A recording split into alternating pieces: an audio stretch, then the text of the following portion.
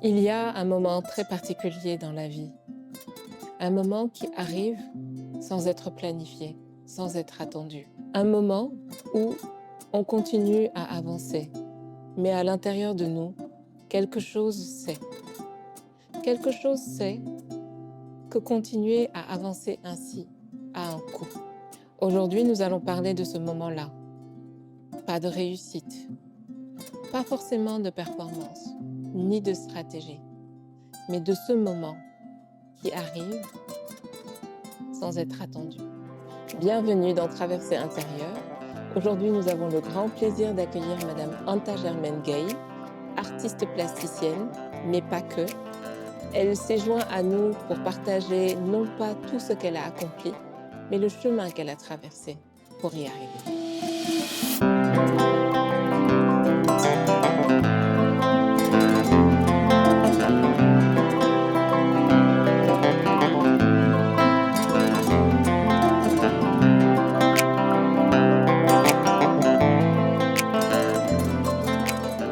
Anta Germaine, bonjour. Je suis ravie de t'accueillir dans Traversée intérieure, qui est cet espace où on interroge les silences, on interroge l'intérieur et où on partage ensemble les traversées les plus intimes. Je disais tantôt que tu étais artiste plasticienne, mais pas que.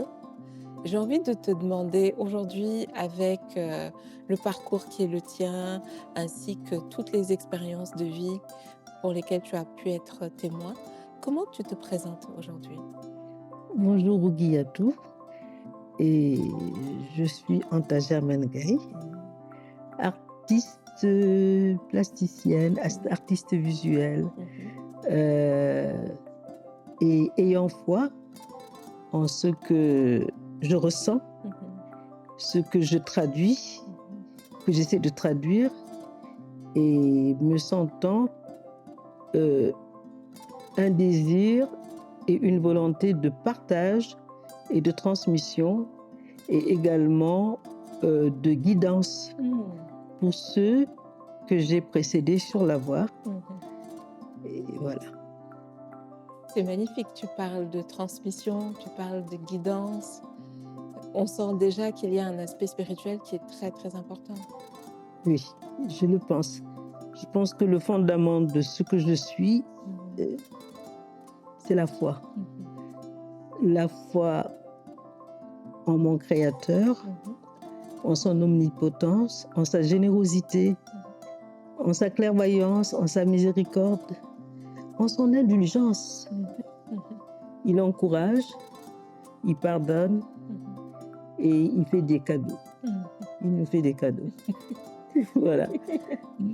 Il nous fait des cadeaux, dont le premier, le cadeau de la vie, le cadeau d'être là, le cadeau d'être nous-mêmes des expériences de ce qu'il souhaite lui voir sur cette terre. Alors aujourd'hui, nous allons échanger sur un passage dans ta vie, un moment où tu as senti qu'avancer comme tu avançais précédemment ne te convenait plus.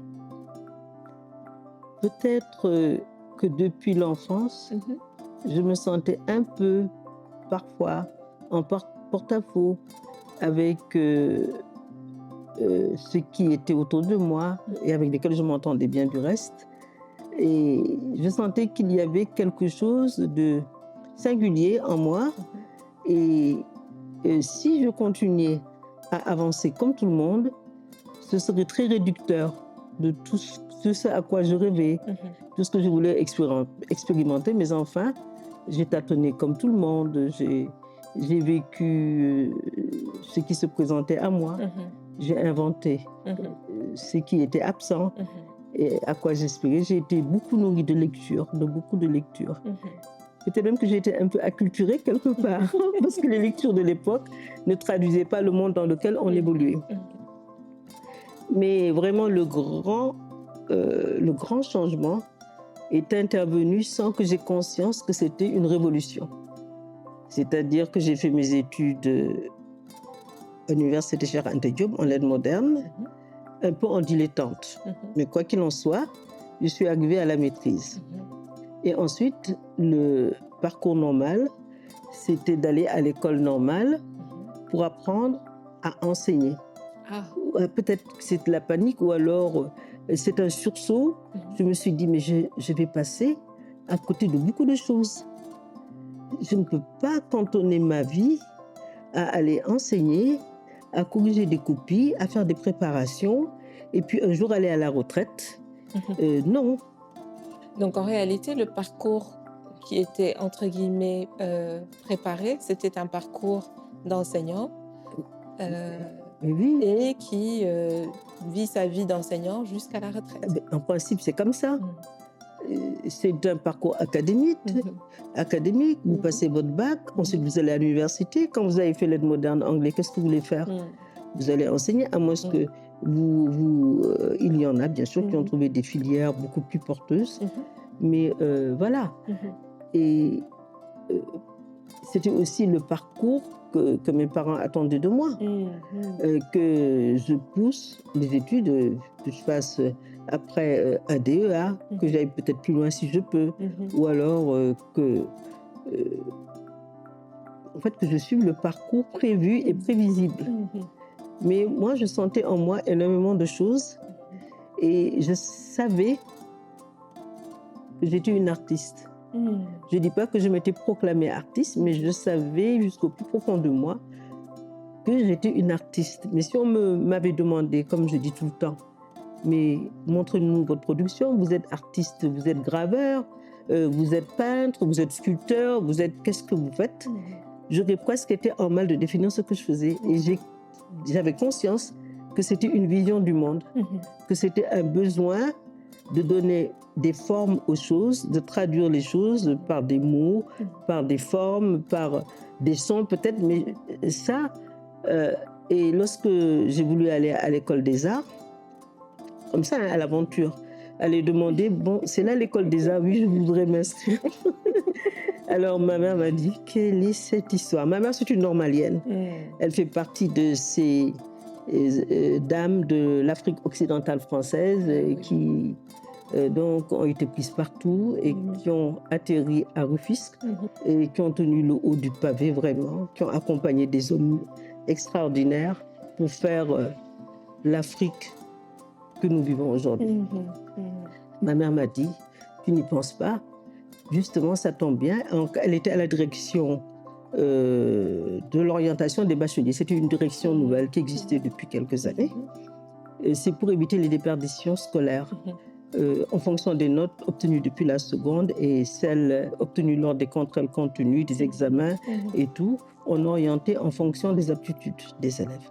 Elle me dit, il y a une école nouvelle, un département des beaux-arts, qui forme des enseignants en art pour les lycées et collèges.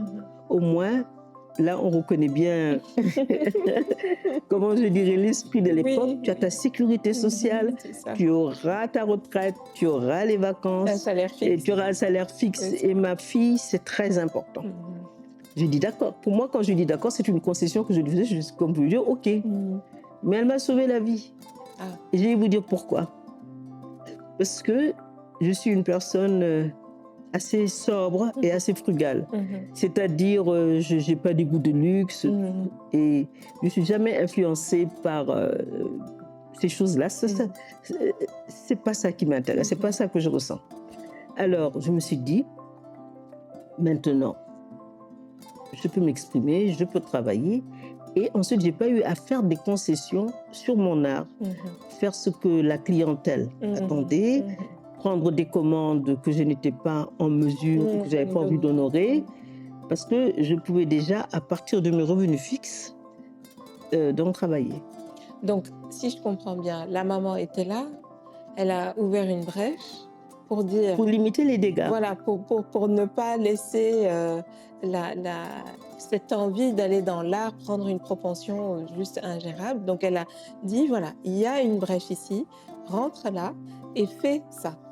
Et donc, c'est ce qui t'a permis d'avoir des revenus fixes, mais en même temps de faire ce que tu voulais faire. Oui, tout à fait.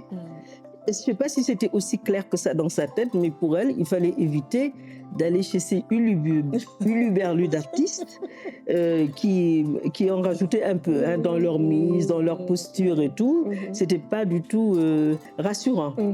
Pour elle. Ben oui, pour elle et puis pour même pour tout le monde. Hein.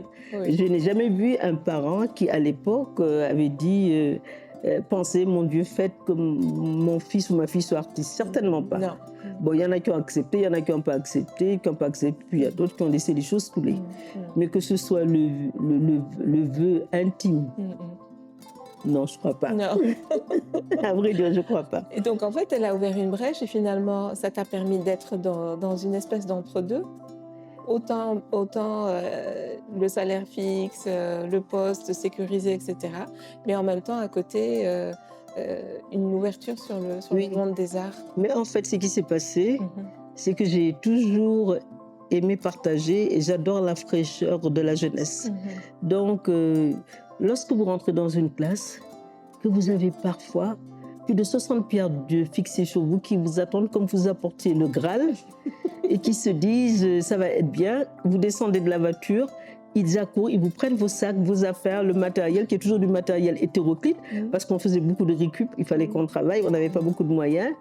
Mais ça vous va droit au cœur et je n'ai jamais cessé de transmettre. Il y a eu un moment où tu as senti que c'était compliqué, c'était difficile. Qu'est-ce qui s'est passé en fait? Parce que c'est pas tout de suite, je suis arrivée et j'ai pu faire de l'art.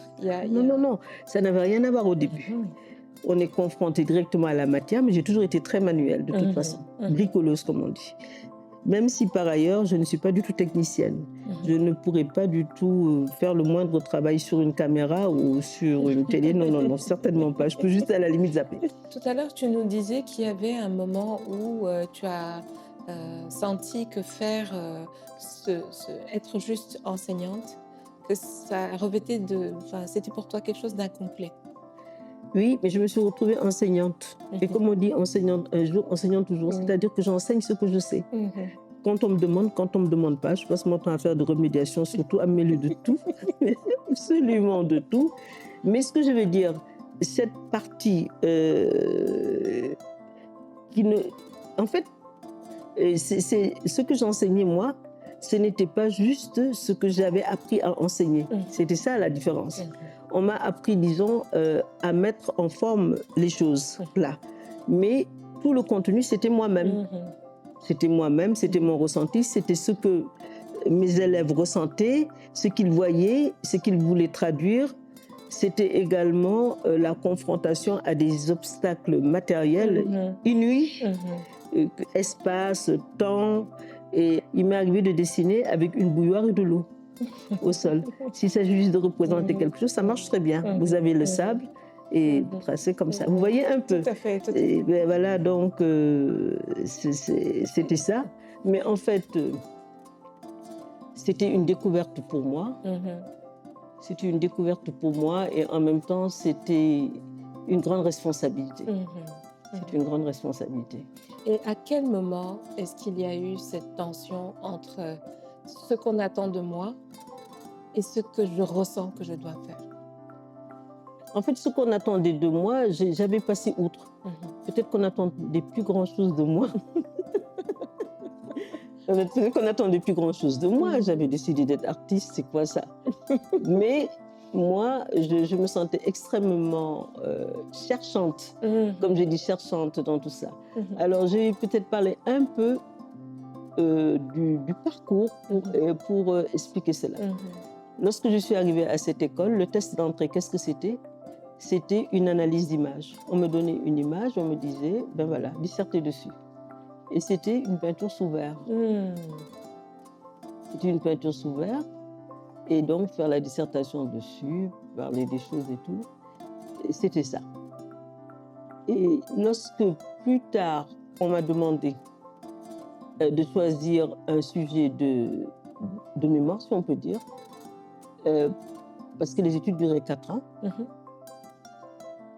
et un de mes professeurs nous a suggéré, il nous a dit, il faut absolument que vous choisissiez quelque chose qui fait partie de vos préoccupations quotidiennes. Et comme ça, vous serez toujours en plein dans votre sujet. Vous ne serez pas dans le sujet à l'école et puis ensuite dans vos vies.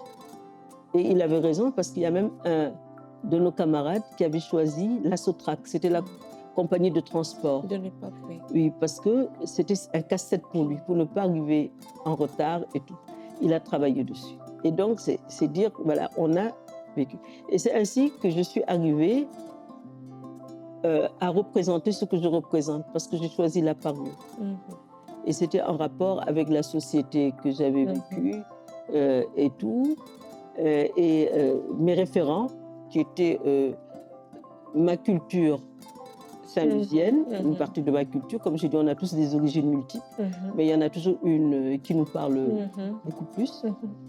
Et donc, je me suis retrouvée dans ça et à travailler. Et à la fin de mes études, mon travail a rencontré suffisamment d'intérêt pour que les élèves de 3e année aillent passer leur, comment on dirait, la partie orale de leur examen. On leur demandait de commenter en quelque sorte donc, ce que j'avais fait. Donc, il y avait le problème qu'il y a eu donc, à un moment, c'était de concilier ma vie en dehors de l'école, ma vie d'épouse, ma vie de maman, ma vie sociale et ce travail-là qui était extrêmement différent. Et lorsque j'ai demandé à mon père, au bout de 3 ans, parce qu'il s'était opposé très fortement, il était allé jusqu'à aller voir au début de ma formation, il est allé voir le directeur de l'école, qui était un Français, M. Chéniaud. Merci, M. Chéniaud. J'espère qu'il y a encore de ce monde pour entendre mon merci. Et il lui a dit, écoutez, je veux que vous ne gardiez pas ma fille. Je veux que vous, en quelque sorte, c'était ça, que vous la renvoyiez. Parce qu'il faut qu'elle continue à faire ce qu'elle avait commencé à faire et ça ne me va pas, ce qu'elle fait. En bref.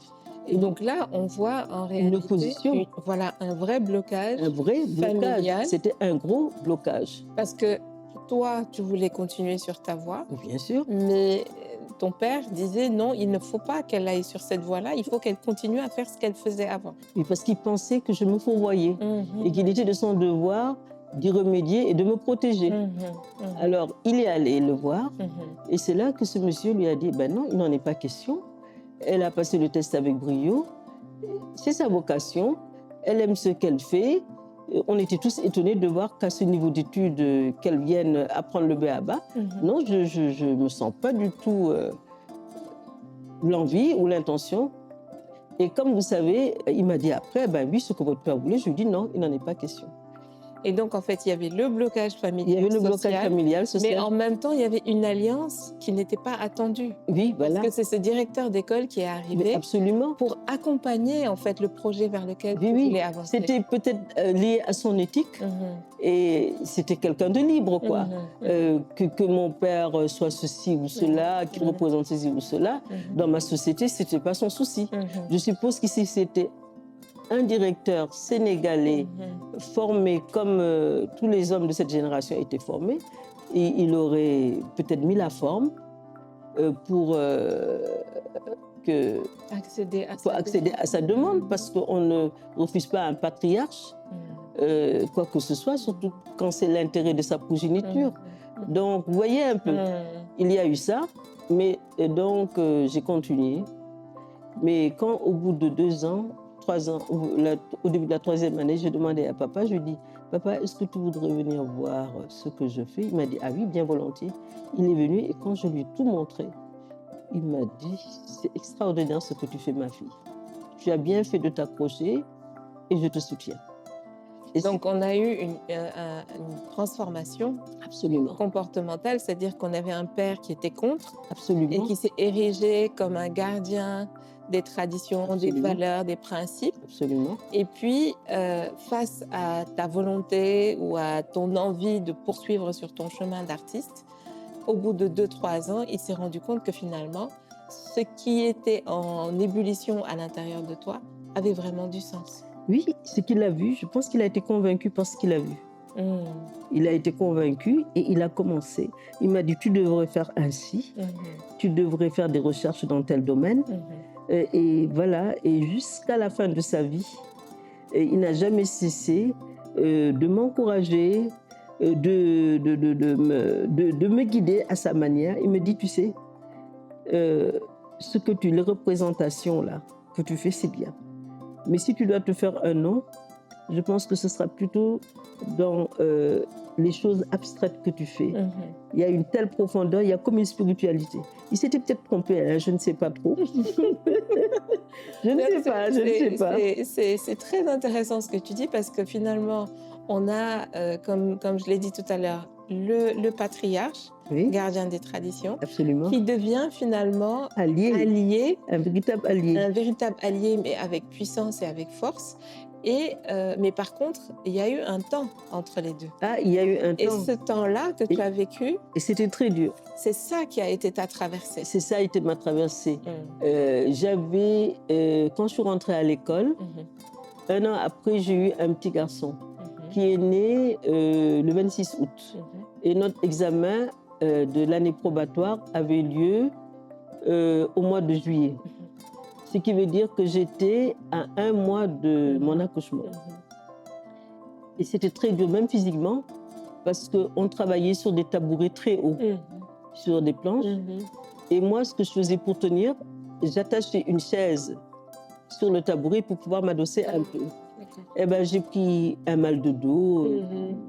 depuis cette année-là, Mhm. qui m'a jamais quitté. Mhm. Donc, c'est pas un mal persistant, Mhm. mais quand je reste longtemps assise, je ressens quelque chose. Par exemple, il y avait déjà ça. Mhm.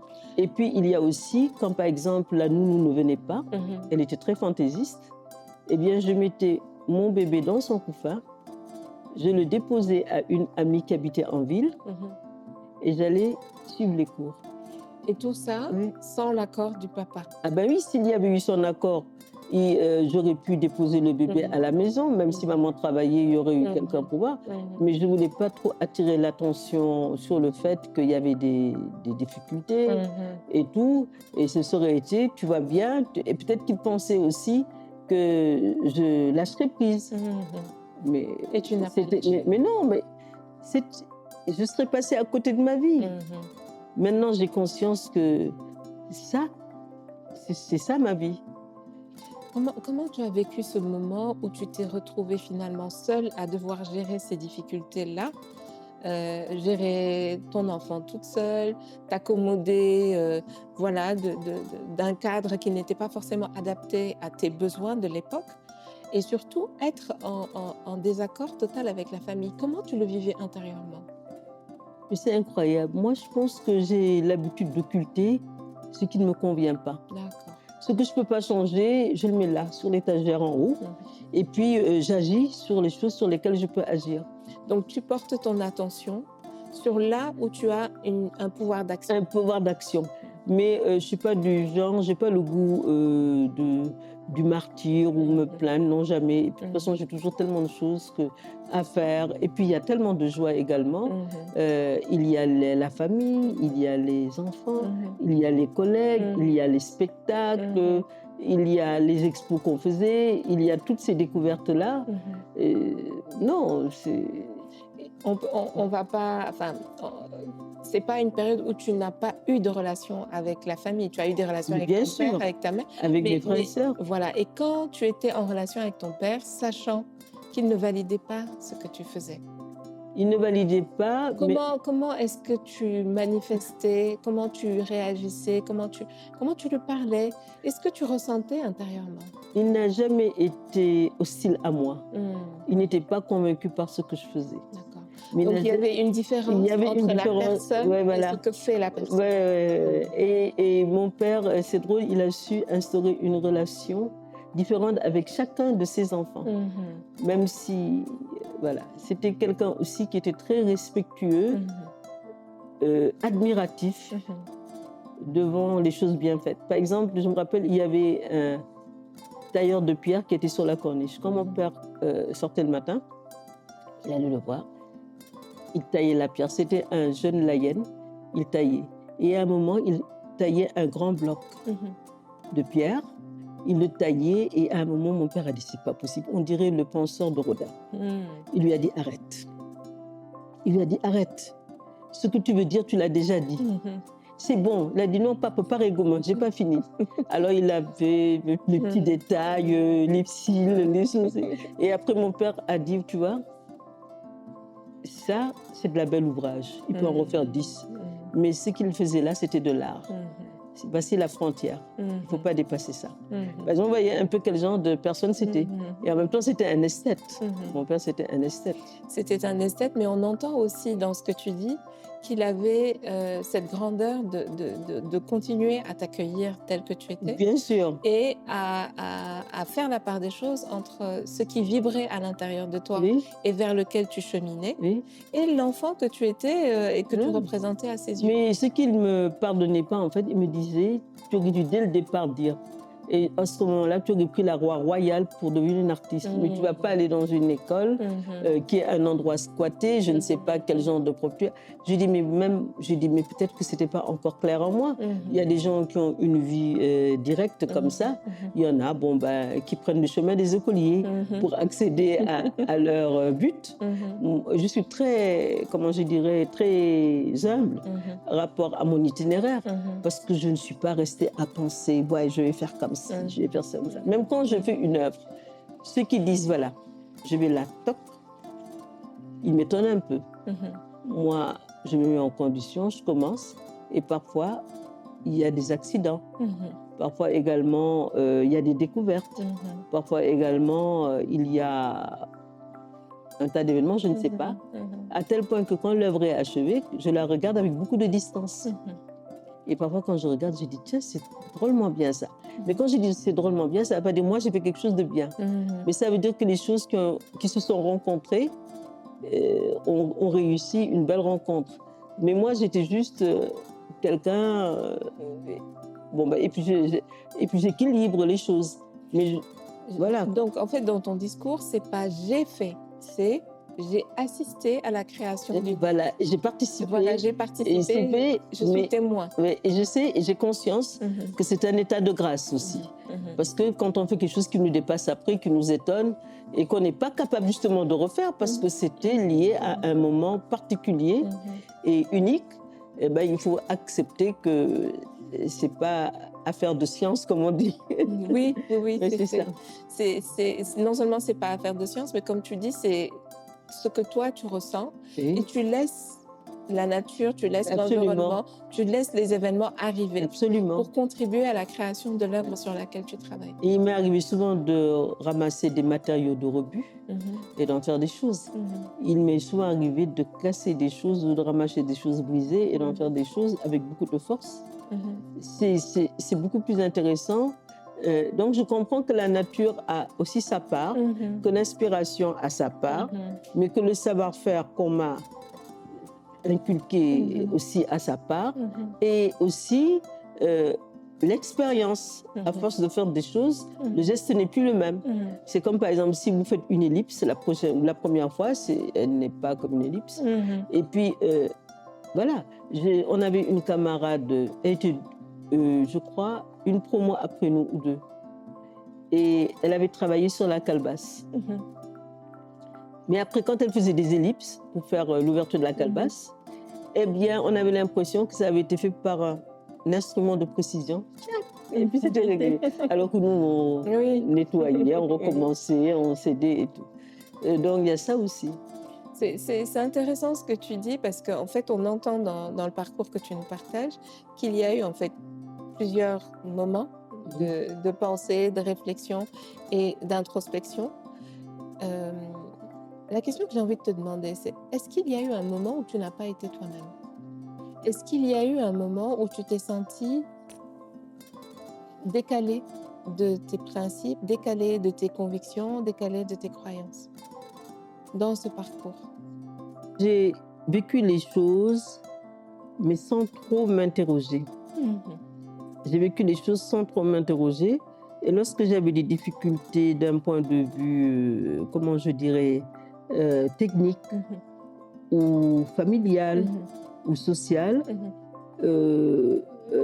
disons, j'intervenais là où je devais intervenir, c'est comme par exemple si, disons, tu as des enfants qui sont souffrants et en même temps tu as des challenges très importants, tu as des engagements que tu as pris. Lorsqu'après tu t'observes rétrospectivement, tu te dis mais c'est pas possible, comment j'ai pu? Mais c'est moi qui ai fait tout ça et pourtant je l'ai fait. C'est-à-dire il faut avoir, voilà, il faut bien faire les choses qui se présentent. Les choses qui doivent être faites, on les fait de son mieux. Et il n'y a pas de petites tâches. Tout comme aider un enfant à trouver sa voie, c'est aussi important que de tenir propre l'espace dans lequel on est. C'est aussi important quand on décide de faire des œufs et qu'on veut qu'ils ne soient pas trop cuits, et que d'aller voir quelqu'un qui ne va pas bien, que de s'apprêter, de s'arranger, parce que voilà, que de faire une composition florale. Donc, Et donc, pour chaque chose, il faut le faire de la meilleure des manières. de la meilleure des manières. Et comme on dit, chaque fois qu'on fait quelque chose, c'est qu'on renonce à autre chose. Tout à fait. Donc, si on a renoncé à autre chose, ben, tant à faire ce qu'on a choisi de faire, même si c'est flemmardé, être affalé quelque part, ben, autant enjoy, quoi. Autant bien le faire. Oui. Et puis après, on se dira, mais qu'est-ce que tu as fait aujourd'hui? Je dis, oh là là, j'ai fait un break, ce que je me sentais bien.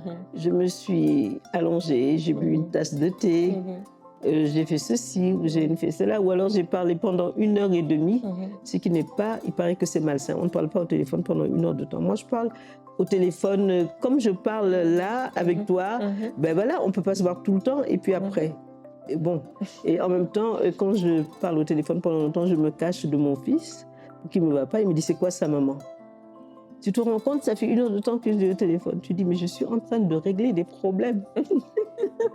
Et donc, en fait, même quand tu prends ton temps pour parler au téléphone, tu fais bien les choses. Mais bien sûr, enfin, bien, je ne sais pas. En tout cas, si c'est pour être en contact avec une personne et qu'on échange, c'est toujours utile. Quand on a parlé à quelqu'un qui nous apprend des choses, c'est utile.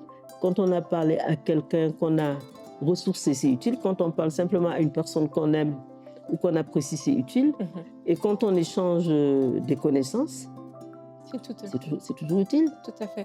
Et tu disais tout à l'heure qu'en fait, choisir de faire quelque chose, c'est aussi renoncer à autre chose. Toujours. À quoi as-tu renoncé?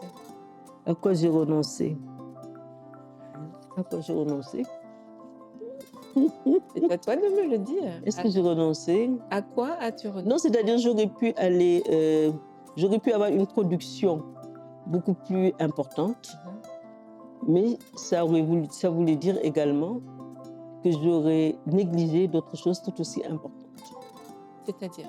Ben, ma vie de femme, mes enfants, mes amis, mes parents, disons ma maison, parce que j'aime ma maison, j'aime faire des choses. Ça ne veut pas dire que j'aime nettoyer outre mesure, mais je suis tout le temps en train de déplacer des choses, de dessiner, mais j'écris, et puis aussi je lis ce que je dois lire, et voilà quoi. Et voilà. J'entends que finalement, la vie que tu as choisie, tu as également choisi de renoncer à certaines choses. Quand tu parles de cette production importante en termes d'œuvres artistiques, en renonçant quelque part à ce volume de production, tu as aussi choisi d'investir ton énergie et ton temps dans la famille, dans tes enfants, dans le soin que tu apportes à ton intérieur, dans tes lectures. Et puis aussi, je lézarde un peu parfois. Faut pas croire que je fais des choses importantes tout le temps. Non. Par exemple, je prends le temps de comment je dirais, d'aller chiner, chercher de vieux objets, organiser des choses, et puis d'échanger avec des gens incroyables. C'est très riche en fait ce que tu nous partages là aujourd'hui, parce qu'on comprend en fait qu'il y a eu un moment où il y avait une voie tracée pour toi, une voie tracée où on t'attendait à ce que tu sois enseignante et puis que ce soit un parcours que tu suives jusqu'à la retraite. En face de toi, tu avais des parents qui n'étaient pas forcément d'accord avec ce parcours-là, avec ton choix en fait d'être artiste, parce que tu disais je savais, c'était même pas j'ai senti, c'était même pas je me disais ou j'ai l'impression, c'est une certitude. Je savais que j'étais artiste. Et en nous disant ça, tu as eu ce temps où tu as fait ce qu'on attendait quelque part de toi, mais tu as aussi intégré l'école des arts, où ton père est arrivé en disant au directeur, il faut qu'elle arrête, il faut qu'elle sorte de l'école. Et ce directeur bienvenu a finalement été un allié de taille pour te permettre de poursuivre ton parcours. Et malgré tout, tu avais quand même un père qui était, lui, l'obstacle, qui disait, je ne veux pas que ma fille fasse ce parcours-là, au risque de se perdre dans ce monde-là. Et 3 ans plus tard, il devient ton premier allié. Aïe. Il devient l'un de tes premiers supports. Et tu parles de lui comme de quelqu'un qui a eu cette force et cette lucidité de se dire, certes, elle a ce qu'elle a envie de faire, elle a ce qui vibre en elle, mais elle reste quand même ma fille. Oui. Elle reste quand même ma fille. Et il m'a renié à aucun moment, À très aucun certainement. moment. Et ce qui t'a donné la force de tenir dans cet entre-deux, entre le moment où il disait non, je ne veux pas que tu fasses cela, et le moment où il a dit c'est bon maintenant, c'est moi ton soutien, tu nous as dit tout de suite que tu t'es concentré juste sur ce que tu avais à faire. Aïe. Tu as porté ton attention sur là où tu avais un pouvoir d'agir. Mhm. Avec une belle métaphore en disant ce qui me dérange, je le mets tout en haut de l'étagère Oui. et je le laisse là-bas. Non, franchement, non. Et en même temps, en évoluant dans ton parcours, tu nous dis également que ce qui est important pour toi, c'est quand il y a des choses à faire sur le moment, de bien les faire. Oui, Même quand il s'agit de prendre du temps pour soi, de bien prendre du temps pour soi. mais c'est important. Parfois, les gens qui vont chez les psychologues et autres, ici, on a des cercles où on peut s'exprimer, on a des contraintes parce que, par exemple, on va rendre visite à des gens parce qu'on estime qu'on doit aller les voir, même si on n'a pas beaucoup de temps. Mais et quand on y allait, et quand on y va, parfois on se dit heureusement que je suis venue. Ah, j'ai bien fait de venir, franchement. On sent qu'on apporte quelque chose, on sent qu'on interagit avec ces personnes-là. Et donc, la réussite, c'est pas seulement la production. Et ce que je transmets également, ce que je montre, par exemple, pendant la biennale, tu as pu voir un peu cette grâce infinie qui m'a été rendue par la communauté. Ils m'ont laissé un terrain d'expression pour montrer un peu ce que j'avais fait. Et c'est ainsi que j'ai fait appel à des collectionneurs, parce que quand même, on travaille différemment au fil du temps, pour qu'il y ait quand même un panorama de ce que j'avais fait en groupe. Mais je me suis dit, je ne peux pas, si on me rend un hommage, je ne peux pas juste apporter des tableaux qui seront mis sur des murs. Ça, tout le monde le fait, c'est même pas des hommages, c'est une façon de montrer ce qu'on a fait. Mais je vais partager avec ceux-là même qui viennent à moi ce qui m'appartient en propre, c'est-à-dire mon art de vivre. Et cet art de vivre, c'est comme ça que je pense que je réussis quand même à, disons, le faire vivre. Il y a eu beaucoup d'émotions de la part de ceux qui venaient, donc ça veut dire qu'on peut même être nostalgique de ce qu'on n'a pas réellement vécu. Ça a été la Madeleine de Proust, juste à partir d'un objet, d'une installation, de certaines senteurs. Et donc, c'était important pour moi. Et je sais que j'ai également permis à beaucoup d'oser. Il y a beaucoup de gens qui sont passés dans mon atelier. Il y a des grands chanteurs de renom, il y a de grands peintres, il y a des vétérinaires, il y a des gens qui sont dans la communication, il y a des médecins et des gens qui ont eu des parcours très, très, très différents.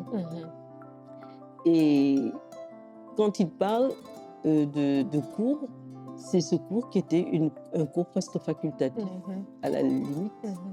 Et ce que je leur disais là-dedans, ce n'était pas quelque chose que j'avais réellement appris, mais je donnais de moi. Parce qu'en 4 ans d'études, où vous allez en cours pour apprendre des techniques d'expression et tout, et où il n'y a pas de lecture obligatoire, et où il n'y a pas beaucoup de cours de sciences humaines, si après cela, pendant toute une vie, plus de 40 ans, vous transmettez beaucoup de choses qui donnent aux gens l'envie de s'interroger, l'audace de changer. Donc, je me dis, tout ça, il faut aussi admettre que c'est ce que les parents ont transmis, Tout à fait. ce que les grands-parents ont transmis, Tout à fait. ce que l'entourage a transmis, Mhm. les écueils, les épaves, Mhm. les rencontres. Mhm. Les rencontres, c'est extraordinaire, les rencontres. Mhm. Ça bouleverse votre vie Mhm. dans un sens ou dans un autre. Tout à fait. Tout à fait. Voilà. Tu parles effectivement de cet héritage que l'on reçoit des parents, qu'on reçoit des grands-parents, en fait, de toute notre lignée et de tout l'environnement Mhm. socio-culturel Mhm. dans lequel on baigne. J'ai envie de te demander si aujourd'hui tu devais représenter ta traversée, elle ressemblerait à quoi? Je pense à un travail Mhm. que j'ai fait. Mhm. Il y a de cela peut-être peut-être 6 ans, je ne sais pas, à peu près. Et pour le Salon des artistes, Mhm. mes camarades, mes jeunes consoeurs artistes ont Mhm. voulu que j'expose. J'ai dit non. Non, non, non, il faut apporter quelque chose. Et cette fois-là, je n'ai pas apporté un portrait comme je fais et tout. Mhm. J'ai apporté des fragments d'épaves. Mhm. J'avais fait une expo avec quelqu'un qui habitait Yen. Mhm. C'était l'expo de groupe à laquelle tu avais participé. Oui. Et alors, je lui avais dit que les fragments me parlaient trop. Mhm. Il m'avait rapporté de Yen des fragments comme ça. Mhm. Et j'ai mis euh, quelques-uns des fragments en situation en intervenant un peu dessus. Mhm. Et j'ai écrit ce que ça m'a inspiré. Et ça, je crois que c'est juste, ça représente bien mon parcours. C'était en substance, hein, parce que je ne retiens pas tous les mots. La mer, c'est-à-dire l'océan, Mhm. souvent fracasse. Mhm. Ce qu'elle engloutit, un jour ou l'autre le restitue. Mhm. Sur ces épaves se forgent des aventures nouvelles, respectueuses de celles auparavant vécues. Voilà, c'est ça. Magnifique. C'est les choses que j'ai rencontrées, Magnifique. c'est les choses que j'ai prises quand je récupère des matériaux. C'est pas moi qui les fabriquais, Mhm. c'est des choses qui m'ont parlé. Ce que je ramasse. Un prix que j'avais obtenu lors d'une manifestation artistique, c'était quoi? C'était des rondelles de bois comme celles qu'on utilise pour les grandes bobines. Et j'ai trouvé ça pratiquement dans un caniveau. J'avais quitté, c'était en 2008, je n'ai pas oublié parce que j'exposais dans une assurance. J'ai quitté donc Albert Sarraut pour aller à la rue du Docteur Thèse. C'est pas la rue Docteur Thèse, rue là où il y a Boyer l'opticien. Oui. Et j'ai vu dans le caniveau ces choses. J'ai dit à ma cousine, je dis tiens, mais ça m'intéresse. Est-ce que je peux pas le prendre? Elle me dit mais ça, personne n'en a besoin. Mets-le dans le coffre de la voiture et emporte-le. J'ai mis dans le coffre. Et après, quand je suis allée, j'ai poncé, j'ai travaillé. Et après, beaucoup de choses se sont passées sur ce support-là. Excellent, excellent. C'est un peu comme ça. On comprend en filigrane que dans ton travail, tu travailles beaucoup avec la matière existante. Bien sûr. Tu travailles beaucoup aussi avec les objets qui te parlent, qui Bien t'inspirent, sûr, qui ne sont toujours. pas forcément de fabrication nouvelle ou Non, non, nouvelle, non. voilà. Il n'y a pas de patine. J'aime pas les choses qui n'ont pas de patine. Non, non. Et donc, le travail que le temps fait sur les objets, et c'est ce travail-là finalement qui t'inspire dans ce que toi tu fais. Qui m'inspire tellement de respect. Et ça montre également que le temps a un pouvoir qui lui est par Dieu conféré. C'est quelque chose... et même quand vous avez des sentiments, avec le temps, ils se modifient. Et également, quand vous avez une douleur, ce que je disais à une personne qui était dans une période très dure, je lui dis, écoute, il y a quelque chose qui se passe et qui ne demande aucun effort. C'est de laisser le temps couler. Je suis sûre que l'acuité de ta douleur, demain à la même heure, elle ne sera plus tout à fait la même. Bien sûr, il y aura puisqu'il y a des flashbacks, ça vient, ça repart. Mais c'est comme ça. Tout comme le jour succède à la nuit, tout comme la lumière décline, c'est comme ça. Donc, le temps, il a beaucoup de pouvoir. Le temps a beaucoup de pouvoir et en ce moment, il y a une œuvre qui est exposée au Musée des Civilisations. C'est celle que le Musée des Civilisations a acquise pendant la Biennale. C'est une œuvre que j'ai faite en 2 temps. Mm. D'abord, j'ai trouvé sur un chantier à Saint-Louis, une maison qui était démolie, une tôle, mais perforée comme, je ne sais pas, comme un gruyère, quelque chose d'incroyable, comme ça. Et de cette tôle, j'ai fait comment je dirais, une forme. Une forme peut-être, je revenais de Marrakech et tu sais, et de Fès. Et tu vois, cette forme-là, qui est comme ça en ogive, qu'on trouve dans les mosquées, qu'on trouve dans des églises et tout, et qui pour moi traduit bien justement cette spiritualité-là. Donc je l'ai taillé, j'en ai fait un cadre. Ensuite, j'ai mis à l'intérieur un miroir qui avait subi les assauts du temps. Donc, il y avait des parties qui étaient dépolies. Et ce miroir était cassé, je l'ai rafistolé avec les rafistolages apparents. Et des années après, j'ai travaillé sur ce miroir comme si une histoire s'y reflétait. Donc, c'est un travail, si on me dit année de réalisation, si je dis par exemple 2013 et 2023, ça fait très bizarre, mais c'est exactement 2013 et 2023. Vous voyez, donc, c'est comme ça. Donc, ça m'a inspiré beaucoup de choses. Et en fait, ça rejoint finalement la symbolique que tu nous as partagée, ce qui pourrait représenter ta traversée. Quand tu parles de ces fragments d'épaves que tu as pu récupérer et mettre en situation. Les mettre en situation, et puis ce magnifique texte qui nous enseigne que finalement, même si la mer fracasse tout ce qu'elle engloutit, elle le restitue, et que les épaves finalement ne sont que le symbole d'une histoire ou du temps qui passe. Absolument. Et qui fige sur ces épaves-là. Tu as parlé de respect. Oui, et je parle sur ces épaves se forgent des aventures nouvelles, respectueuses de celles auparavant vécues. Et donc, il y a aussi cette notion d'héritage. Absolument. Qu'il y a des épaves, mais que ces épaves-là ne sont en fait que le reflet de tout ce qui s'est passé auparavant. De tous les sédiments. Exact. C'est un bel héritage. Est-ce que si on disait que finalement, la vie, notre vie, quand on la regarde aujourd'hui, elle ne représente finalement que ces fragments d'héritage. Il y a cette dose-là qui vient, qui nous accompagne dans notre chemin. Oui, consciemment ou à notre insu. Il y a aussi des choses qu'on rejette ou sur lesquelles on fait l'omerta.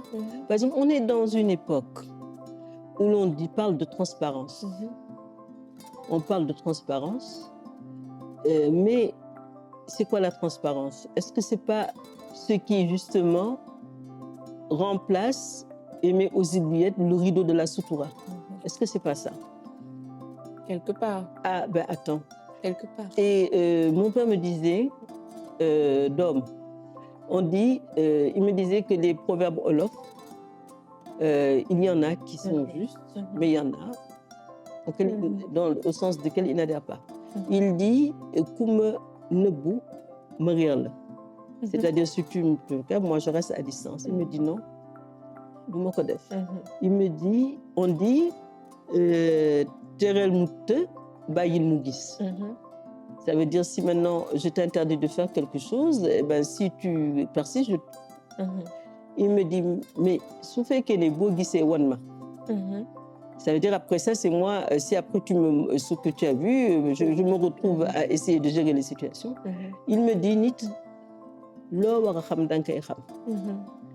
tout ce que tu dois savoir, tu dois le savoir. Banopi, nga xamal ci sa njabot li nga leen ci war a xamal. Ça veut dire ensuite, tu dis à ta progéniture, à ta communauté, aux gens qui dépendent de toi, tu les mets au courant de ce dont tu dois, voilà. C'est-à-dire, on dit que l'oudefou wohu. Non, c'est-à-dire tout ce qui se fait, ce sera dit un jour ou l'autre. Mais ça veut dire ça, il y a ça. Mais aussi, on dit, fu jàmm yendu, am na ku fa waxul lu mu xam. Attention, ça veut dire là où on est en paix, où il n'y a pas de scandale, c'est que parmi ceux qui étaient présents, il y en a un qui n'a pas dit, qui n'en a pas révélé un aspect. Parce que ça veut dire rien n'est jamais parfait. Mais ça veut dire que tout ne doit pas se dire Tout à fait. dans n'importe quelle tribune, Tout à fait. à n'importe qui. Et moi, je partage exactement ça. Donc, on a les fragments, on a tout ce substrat sur lequel on est bâti, qu'on n'a pas choisi. Parfois, on choisit de l'ignorer. Mais c'est là, et il faut voir ce qui nous parle et ce qu'on doit en transmettre. Parce qu'on a le devoir de transmettre. Et quand vous transmettez des choses aux gens, quand les gens ont un bagage assez important, vous vous rendez compte qu'ils avancent plus facilement dans la vie. Bon, mais encore faut-il que si vous transmettez, que ceux à qui vous transmettez acceptent. Voilà. Donc, on retient finalement que tous ces fragments-là sont le substrat sur lequel nous, on se base pour grandir, bien sûr, pour vivre et pour évoluer. Mais qu'il faut aussi tenir compte de l'environnement dans lequel on évolue, parce que tout n'est pas forcément à dire. Forcément. Et que tout n'est pas forcément à montrer. Non. Et qu'il faut choisir, en fonction de ce qu'on a autour de soi, comment on interagit avec eux. Et puis il faut savoir aussi à quel moment révéler les choses. Parce qu'il y a un seul moment absolument adapté. Il y en a qui sont tolérables. Il y en a d'autres qui sont convenables. Il y en a qui sont acceptables. Mais le moment adapté, adéquat, c'est un seul moment. Et ça, parfois, on le trouve, parfois, on se plante, parfois aussi, on dit les choses trop tôt. Ou alors, on les dit quand il n'y a plus lieu de les dire. C'est ça. Bon, tout ça, ça nous ramène aussi à la quête du discernement. Parce que le discernement, ce n'est pas inné chez tout le monde. Il faut... Voilà. C'est très riche, en tout cas. Moi, je trouve que dans tout cet échange-là, entre le passage des deux moments avec ton père, la reconnexion finalement avec celle que tu as toujours été, de dire « je sais que je suis une artiste » et de cheminer vers cette trajectoire. L'hommage qui a eu lieu ces derniers temps au niveau de la Biennale, tout ce que tu en as appris. Aujourd'hui, si tu avais quelque chose à déposer, une image, une matière, un grain, ou quel que ça puisse être, qu'est-ce que tu pourrais aujourd'hui juste déposer sur la table qui pourrait servir pour les plus jeunes? Peut-être par reconnaissance à la carrière